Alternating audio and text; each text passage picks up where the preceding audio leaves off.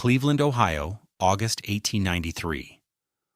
On a small plot of land leased from the steel mill, wedged between identical tar-papered shacks that bled smoke from tin chimneys, Lóránt Szabó was building something that made no sense.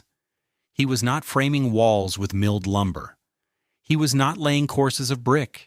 Instead, he spent the humid, coal-dusted days of late summer driving sharpened cane poles into the earth, weaving a great domed basket 16 feet across.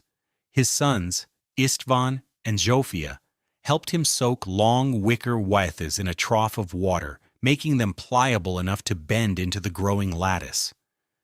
It looked like a giant, upside-down birdcage, a flimsy thing of sticks and reeds. His neighbors, mostly Irish and Polish steelworkers, watched from their stoops after a 12-hour shift, their faces grimed with soot. They saw a man building a joke. "What's that then, Szabó?" called O'Malley, a puddler from the rolling mill. "A basket to catch the rain?" Lóránt just nodded, wiping sweat from his brow with the back of his hand, and continued his work.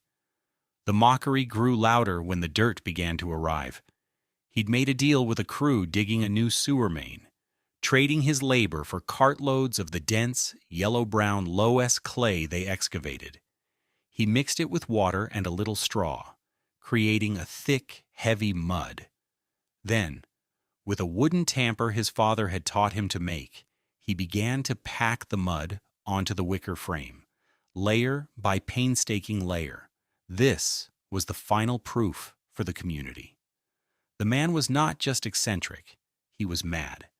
He was building a house of mud, a hovel fit for an animal. Howell Pemberton, the ward sanitation officer, made it a point to stop by on his rounds. He was a man who believed in right angles, milled lumber, and the cleansing power of whitewash applied over clapboard. He saw Szabó's creation as a direct affront to progress. "Mr. Szabó," Pemberton said, his voice carrying the weight of municipal authority, "this is a subgrade structure made of raw earth. It is a violation of the 1891 Sanitation Code, Section 4. It will breed damp, consumption, and vermin. You are building a tomb for your family." He made a neat entry in his ledger. "This is a foolish, backward thing to do in a modern American city." Lóránt paused, his tamper held mid-swing. He looked at the sanitation officer, at the smirking men watching from the alley, and then at his growing dome of earth. "It is not a tomb," he said, his English thick but clear. "It is a memory." He turned and went back to his work, the rhythmic thud of the tamper echoing in the humid air. The men shook their heads. The Hungarian was crazy.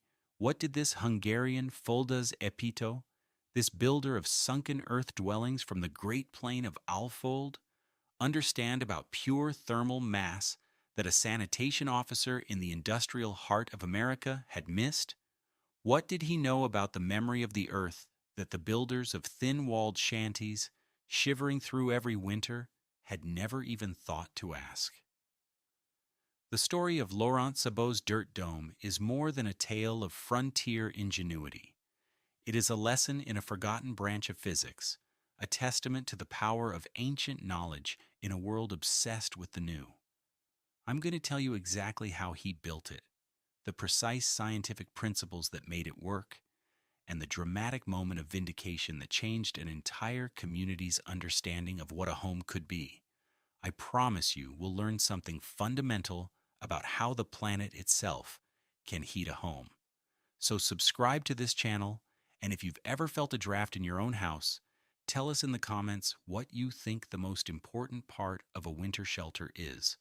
Lóránt Szabó was not a carpenter. He did not think in board feet or saw kerfs.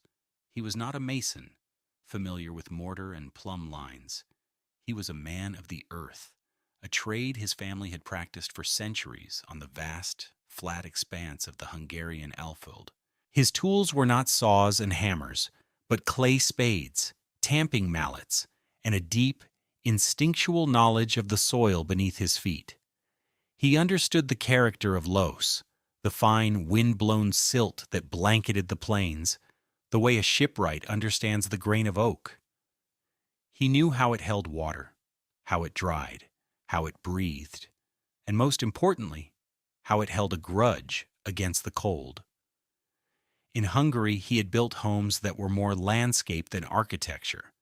They were low, rounded shapes that rose gently from the ground, their thick earthen walls keeping out the brutal summer heat and the equally brutal winter winds that swept unimpeded across the puszta.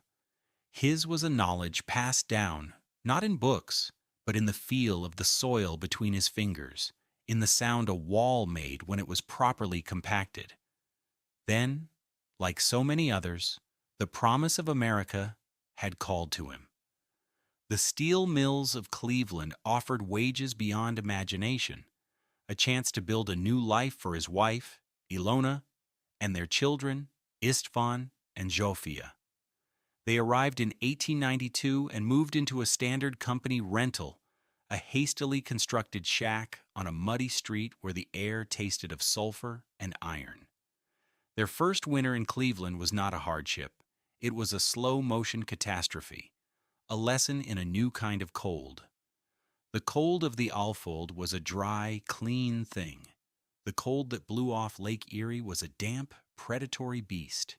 It was a wet cold that seeped through the thin pine boards of their shack, a cold that had weight and texture. It was a physical presence in the room. Lóránt burned through his wages buying coal, feeding the small pot-bellied stove until it glowed cherry red. Yet the heat seemed to vanish as soon as it left the stove's iron skin. The single-pane windows grew thick with frost that never melted. The walls were so cold that any moisture in the air instantly condensed and froze upon them, coating the cheap wallpaper in a delicate, glittering sheath of ice. Ilona's attempts to bring a bit of the old country with them failed in the face of this relentless chill. When she hung wet laundry near the stove, the rising steam would freeze on the rim of a nearby milk pan, growing a comical but terrifying frost mustache. The ribbons of licorice she'd bought for the children as a treat, stored in a glass jar on a shelf, cured in the frigid air until they became hard as wire. When István tried to bend one, it snapped with a sharp crack. Even the simple act of washing clothes became a struggle against physics. The slivers of soap Ilona shaved into the washtub refused to dissolve, remaining as useless, inert grit in the icy water. They lived their lives in a constant, bone-deep shiver, wearing their coats and hats indoors, their breath pluming in the air of their own kitchen. Lóránt watched his family suffer, and he knew the problem was not the stove, nor the coal. The problem was the house. It was a sieve for heat, a box designed for failure. The conventional wisdom in the Cleveland steelworker district was simple. If you were cold, you burned more fuel. The shacks, thrown up by the companies with little regard for longevity, were all built on the same flawed principle. They were thin skins of wood meant to keep out the rain and snow, but they offered no meaningful resistance to the cold itself. The problem wasn't just a lack of insulation, a concept still in its infancy. The problem was a fundamental misunderstanding of heat transfer. A typical worker's cabin had walls made of a single layer of 1-inch thick pine boards, often with gaps between them, covered by a layer of tar paper on the outside. The total R value, a measure of thermal resistance we use today, would have been less than 2. Pine is a relatively poor insulator, and its primary failure was through conduction. The molecular structure of the wood was a direct bridge for heat to travel from the warm interior to the freezing exterior. The pot-bellied stove might generate 30,000 BTUs of heat, but the walls were bleeding that energy out into the Ohio winter almost as fast as the fire could produce it. Convection was an even greater enemy. Cold, dense air is heavier than warm air. In the shacks, this created a constant, miserable cycle. Cold air poured in through dozens of unsealed gaps, around the windows, under the door, through the floorboards. This frigid air would sink to the floor, creating a permanent layer of cold that chilled the feet and ankles. The stove heated the air around it, which would rise to the ceiling. But as it circulated, it would come into contact with the ice-cold surfaces of the walls and windows, rapidly lose its heat, and sink back to the floor to be replaced by newly heated air from the stove. This convective loop was a brutally efficient engine for wasting heat. You could have your head in 70-degree air near the ceiling and your feet in 35-degree air on the floor. The neighbors suffered the consequences. The Jankowski family next door burned through 2 tons of coal before January and were reduced to burning scrap wood and even pieces of their own furniture. Their youngest child developed a persistent, rattling cough. O'Malley, the puddler, spent his nights in a constant battle, waking every 2 hours to stoke the fire, knowing that if it went out, the temperature inside would plummet to freezing within an hour. The thin walls offered no thermal storage, no buffer. The house was entirely dependent on a constant, active source of heat. When the fire died, the house died with it. Lóránt saw this and recognized the pattern. These houses were fighting a war against winter they could never win. They were trying to defeat the cold with fleeting bursts of fire. He knew a different way. You didn't fight the cold. You simply made a space where it was not invited. In the late summer of 1893, Lóránt Szabó began to build that space. The work was slow, methodical, and drew constant public scrutiny. He began by digging, not deep, just a shallow, circular depression about 2 feet deep and 16 feet in diameter. This was the first offense in the eyes of his neighbors. A proper house had a foundation, it stood up from the mud, it asserted its presence. Szabó's house was nestling into the earth. Next came the skeleton. He drove dozens of 2-inch thick cane poles into the perimeter of the depression, angling them inward. Then, using the wicker withes his children had helped him prepare, he began to weave. He worked in a spiral pattern, starting from the ground and moving up, lashing the pliable wicker to the cane uprights. The structure that emerged was a beautiful, complex lattice, a perfect dome that looked both incredibly strong and impossibly light. It had the intricate organic geometry of a spider's web or a bird's nest. To his neighbors, it looked like a child's project, a piece of flimsy basketry that the first winter wind would tear apart. Then came the dirt. The loess clay he'd acquired was perfect for his purpose. It was a specific type of soil, composed of fine silt particles with just enough clay content to act as a binder. He mixed it with water in a shallow pit, adding chopped straw not for strength, but to help control cracking as the massive structure dried. He called this mixture valjog. The application was the most labor-intensive part. With Ilona's help, he hoisted buckets of the thick mud and began plastering it onto the outside of the wicker frame. He started at the base, building up a thick layer. Then he took up his tamper, a heavy block of oak with a long handle, and began to compact the earth. Thud, thud, thud.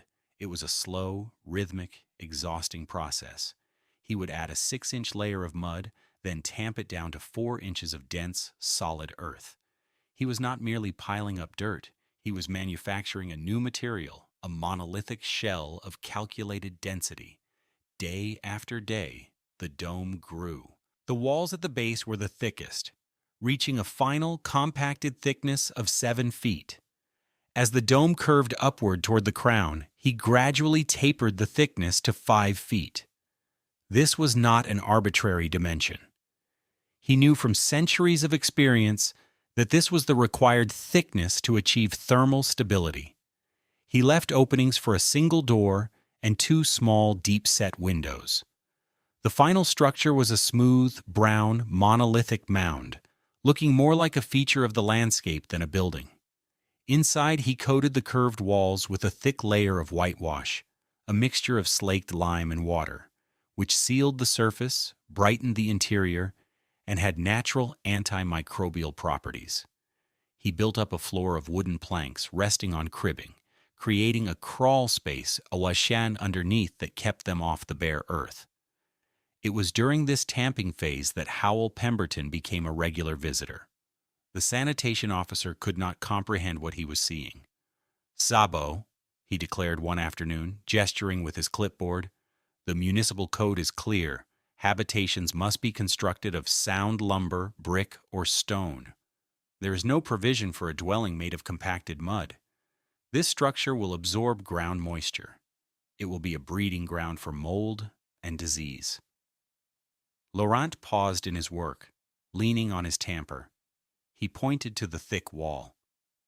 "This is not mud," he said simply. "This is earth. It is dry." Pemberton scoffed. "It's wet right now because you're building it. Come the first thaw, it will be a swamp inside. I am lodging a formal complaint with the Ward Health Office. I'm warning you, the city will not permit your family to live in this thing." He was confident in his assessment, backed by the authority of modern science and civic regulation. He saw a primitive hovel. He did not see the elegant, massive thermal battery Lóránt was carefully constructing. The secret of Lóránt Szabó's dome was not insulation, it was thermal mass. These two concepts are often confused, but they are fundamentally different. Insulation is about resistance, slowing the passage of heat.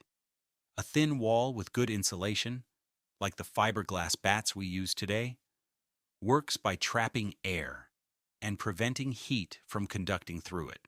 It's a barrier. Thermal mass, on the other hand, is about absorption and storage. A material with high thermal mass, like stone, concrete, or compacted earth, can absorb a huge amount of heat energy and release it very slowly. It's a reservoir. The thin wooden walls of the neighboring shacks had almost zero thermal mass. They couldn't store any heat, which is why they got cold the instant the fire went out. Lóránt's dome was the complete opposite. It was almost pure thermal mass. Let's look at the numbers. The lowest clay he used has a density of about 110 pounds per cubic foot. The specific heat of this type of soil, the amount of energy required to raise its temperature, is about 0.22 BTUs per pound per degree Fahrenheit. A single 1-foot wide vertical slice of his 7-foot thick wall, from floor to ceiling, contained roughly 50 cubic feet of compacted earth. This single slice weighed 5,500 pounds. To raise the temperature of that slice by just 1 degree Fahrenheit required over 1,200 BTUs of energy. The entire dome contained over 150 tons of compacted earth. Over the course of the long, warm summer and early autumn, this enormous mass of earth slowly absorbed heat from the sun and the air. The ground itself, below the frost line, maintains a stable temperature year-round, which in the Cleveland area is about 54 degrees Fahrenheit. Lóránt's dome was, in effect, a massive, carefully shaped extension of the Earth's own thermal stability. By the time the first frosts of November arrived, the core of his 7-foot thick walls had reached a stable equilibrium of around 54 degrees. The dome had spent 4 months charging itself like a battery, soaking up the heat of August. The total stored thermal energy was colossal, measured in the millions of BTUs. When the brutal winter air descended, the house did not need to fight it. The outside few inches of the dome would, of course, get cold. But for that cold to penetrate all the way to the interior, it had to overcome the immense thermal inertia of 150 tons of earth. It was like trying to freeze a lake with an ice cube.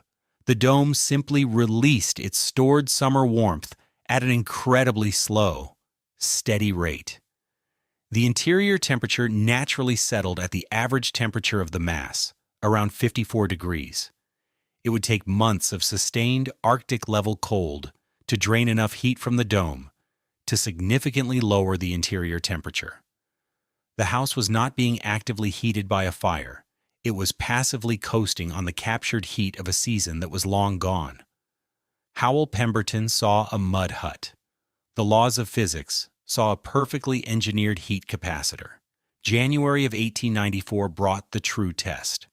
A polar vortex descended upon the Great Lakes, and for 14 consecutive days, the temperature in Cleveland did not rise above 18 degrees Fahrenheit. The real enemy, however, was the wind. A relentless 30-mile-per-hour gale blew from the north, straight off the frozen expanse of Lake Erie. It picked up moisture from the air and created a phenomenon known as freezing fog, a thick, icy mist that coated every surface with a growing layer of rime ice. The iron stair rails on the workers' shacks grew into gnarled, thick clubs of ice. Exposed metal became so cold it would instantly freeze any flesh that touched it. For the residents of the steel district, it was a state of siege. The wind drove the cold through every crack in their flimsy homes. Families huddled around their stoves, which now ran day and night, consuming precious fuel at an alarming rate. The cold was so intense that water buckets left a few feet from a roaring fire would freeze solid. The sound of bursting water pipes echoed through the alleys. The Jankowski's baby was gravely ill, and the doctor couldn't reach them through the snowdrifts. O'Malley, desperate, had chopped up his kitchen chairs for firewood. His house was a tiny island of heat in an ocean of cold, and the tide was rising. Inside Lóránt Szabó's dome, life continued with an almost surreal normality. There was no fire in the small stove. It had not been lit since a brief, chilly spell in November. The air inside was still and silent. The wind that howled outside was completely inaudible through 7 feet of solid earth. The interior temperature held steady at 54 degrees. It wasn't hot, but it was a comfortable, life-sustaining temperature. Ilona could cook on the stove without having to feed it constantly for warmth. The children, Istvan and Zsófia, could play on the plank floor in their sweaters, not bundled in layers of coats and blankets. The proof of this impossible stability sat on a small shelf built into the earthen wall. It was a bottle of Egri Bikaver, a robust red wine from Lóránt's home region in Hungary. Each evening, Lóránt would pour a small glass for himself and Ilona. The wine was the perfect cellar temperature. It poured clear and liquid, its dark red a splash of impossible life in the frozen world. He knew that in O'Malley's shack, the few bottles of beer he had stored in the shed had long since frozen, the expanding ice shattering their glass necks and pushing the caps out in a cascade of frozen foam.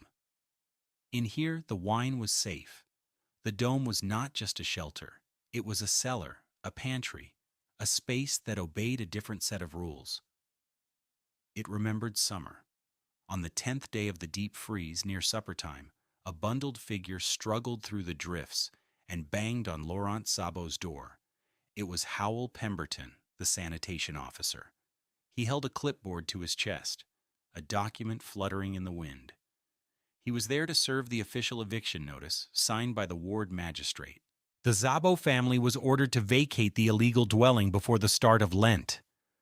Lóránt opened the heavy wooden door. A swirl of freezing fog entered with Pemberton, who was covered in a fine layer of white ice. The officer's face was red and raw from the wind, his mustache stiff with frozen breath. He shoved the paper at Lóránt. Official notice from the city of Cleveland. You are to vacate these premises. Lóránt took the paper. Ilona stood behind him, her face anxious.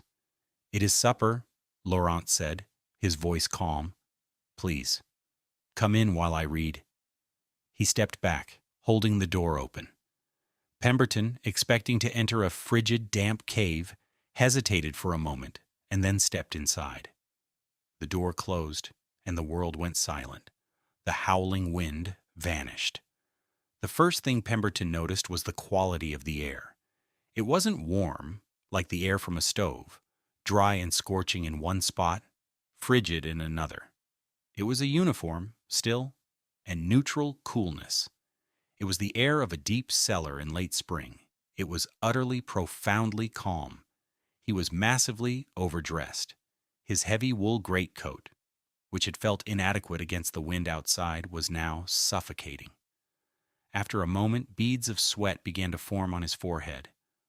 "I'll just wait here," he said, his voice tight. Ilona was at the stove, stirring a pot of goulash. The smell of paprika and beef filled the small, circular room.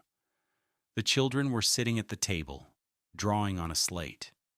Pemberton stared. They were not wearing coats. "You have a fire," Pemberton stated, looking at the stove. "For cooking only," Lóránt said. He gestured to the stovepipe. "Touch it." Pemberton, confused, pulled off a glove and tentatively reached for the metal stovepipe a foot above the stove. He expected it to be hot. It was cool to the touch. The realization began to dawn on him, but it was so contrary to every law of winter he had ever known that his mind struggled to accept it. There was no significant heat source in the room, yet the cold was gone. Awkwardly, he unbuttoned and removed his greatcoat. Then he took off his hat. He stood in the center of the room, turning slowly, feeling the impossible air on his face. He walked to the wall and placed his bare palm against the whitewashed earth. He expected to feel the penetrating cold of a basement wall, a deep, damp chill. Instead, the wall felt neutral. It wasn't warm, but it radiated no cold. It felt solid, ancient, and deeply peaceful. He looked at the family, living a normal life in the heart of a polar vortex, and at the official eviction notice in his hand. The paper suddenly seemed like a ridiculous, meaningless artifact from another world, a world that didn't understand. He looked at Lóránt. "How?" Lóránt simply pointed up, at the thick curving dome above them. "The earth remembers the sun," he said. Pemberton stood there for a long moment. He looked at the eviction notice, with its official seals and bold proclamations of sanitation and order. He looked at the healthy, warm children. He felt the sweat trickling down his back. He had come as an agent of the city's law, an enforcer of modern progress. He had found something that defied his understanding, but was undeniably real and effective. He hadn't built a house of walls and timbers. The narrator thought to himself, "You didn't build a house, you built a season." Slowly, deliberately, Howell Pemberton took the eviction notice, tore it into 4 neat pieces, and dropped them onto the table. "My apologies for the intrusion, Mrs. Szabó," he said, his voice quiet. "Your supper smells delicious." He put on his hat and coat and left without another word, stepping back out into a world he now understood a little differently. The story of Howell Pemberton's visit spread almost as fast as the freezing fog. It started with the other ward officers, to whom Pemberton gave a terse official report. The Szabó dwelling meets an alternative standard of thermal efficiency. No violation, but the real story, the human story, spread through the community. O'Malley, hearing the tale, went to see for himself and returned a convert. The idea that a house could be warm without a fire was revolutionary. Lóránt Szabó, who had never sought attention, found himself a reluctant teacher. Men would stop by after their shifts, not to mock, but to ask questions. He never preached or boasted. He simply explained, showing them the thickness of the walls, letting them feel the stillness of the air inside. For the large Hungarian community in Cleveland, Szabó's dome became a point of immense pride. He was one of their own who had used old country knowledge to solve a new world problem. The Cleveland Magyar Verhovei Aid Association, a fraternal and benevolent society, took a formal interest. They invited Lóránt to speak at their lodge hall. With his son István helping to translate the more technical terms, he drew diagrams on a chalkboard, explaining the principles of the fold-haz. The association's officers meticulously copied his drawings and descriptions. By the autumn of 1894, they had printed and circulated a small pamphlet detailing Szabó's method. It spread through their network of lodge halls to the Hungarian steelworker communities in Pittsburgh and South Bend, Indiana. The pamphlet wasn't a professional blueprint, but a set of principles. the wicker and cane lattice, the formula for the volyog, the critical 5 to 7 foot thickness, the orientation of the windows to catch the low winter sun. That fall, 11 families began construction on their own earthen homes. They were not all perfect copies. Some used scavenged brick for the foundation, others incorporated more lumber, but they all shared the core principle: a massive thermal battery of compacted earth. The era of the fire-dependent wooden shack was, for a small but significant group of innovators, beginning to end. They had learned a new way to survive. What Lóránt Szabó built on that small plot in Cleveland was a precursor to some of the most advanced building science of the 21st century. His hand-tamped earth dome was, in essence, a high-mass passive house. Modern architects and engineers use concepts like thermal flywheel effect and phase change materials to describe the principles he knew instinctively. An earth-sheltered home, built into a hillside to take advantage of the ground's stable temperature, is a direct descendant of Szabó's Földház. We now have the language and the formulas to describe precisely what he accomplished. We can calculate the U factor of his walls, the seasonal heat flux, and the time lag of thermal transfer. His 5 to 7 foot thick walls would have a thermal lag of several months, meaning the peak heat of August would take until deep winter to work its way through the mass to the interior surface. He had created a structure perfectly synchronized with the seasonal rhythms of the planet. He had built a home that didn't just occupy a piece of land, but entered into a direct, symbiotic relationship with it. It stands as a powerful reminder that the most elegant engineering solutions are often the ones that work with nature rather than fighting against it. In the end, Lóránt Szabó's genius was not in invention, but in memory. The American frontier and the industrial cities that grew from it was a place of forgetting. It demanded that immigrants shed their old ways, their old languages, their old knowledge, and adapt to the new. Build with milled 2x4s, because the sawmills are here. Burn coal because the mines are here. Forget the old ways of stone and earth and thatch. Szabó refused to forget. He carried within him a knowledge honed over 1,000 winters on the Hungarian plain.